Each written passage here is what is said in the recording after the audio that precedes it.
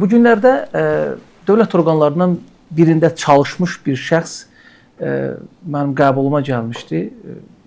Ətraflı söhbət elədi, Ramiz Mehdiyevdən söz düşdü və o Ramiz Mehdiyevin Tbilisi prospektindəki villasının haqqında elə bir dəhşətli fakt mənə dedi ki, mən bir neçə gündə özümə gələ bilmirəm, açıq deyim.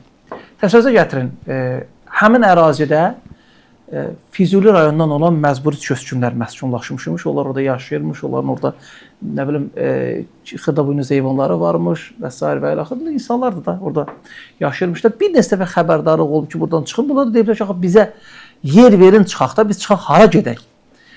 Deyir, gecə saat 3-ün yarısında həyəcan siqnalı verilib və müxtəlif dövlət orqanlarının nümayəndələrini, işçilərini dərhal həmin əraziyə gətiriblər. Gecə ilə, gecə saat 3-ün yarısında insanlara xəbərdarlıq etmədən evlərə doluşublar. O insanların hətta öz əyinlərini geyinməsinə belə, paltarlarını geyinməsinə belə imkan verməyiblər.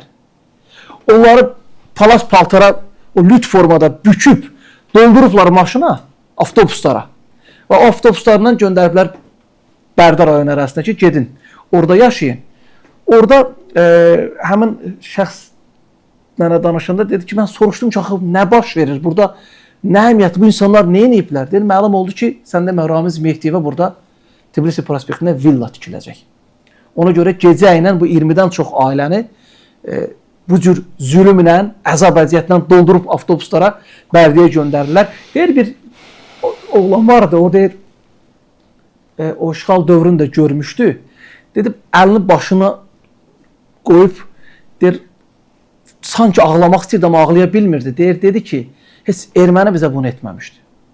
Əgər Ramiz Mehdiyevin qanında Azərbaycanlı qanı axırsa, o bunu etməməli idi, edə bilməzdi. Deməli, bunun qanı da şübhəlidir, bunun milliyyəti də şübhəlidir, geni də şübhəlidir, kökü də şübhəlidir.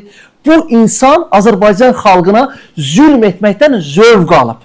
Bax, indi o, həmin o Tbilisi prospektindəki sağ yaşamasını, ağlını ki, orada itirib.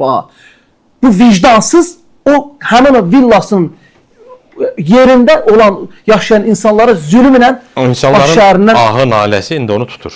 O insanların ahı naləsi onu tutur. Bu misalı niyə çəkdim? Niyə dedim bunu? İndi də işləyənlər var. Dərs çıxarmaq lazımdır. Bu xalqla düşmənçilik eləmək olmaz. Bu xalqın milli, vicdanlı oğullarını, insanlarını dalamaq olmaz. Prezidentin yanında olan, prezidentə xidmət edən insanları vurub sıradan çıxarmaq olmaz. Belə olsa biz müstəqilliyimizi də itirəcəyik, dövlətçiliyimizi də itirəcəyik. Əgər müstəqil dövlət kimi yaşamaq istəyiriksə, biz milli qüvvələrə yol verməliyik. Hamımız prezidentimizin ətrafında birləşib dövlətimizi qorumalıyıq. Bizim başqa yolumuz yoxdur.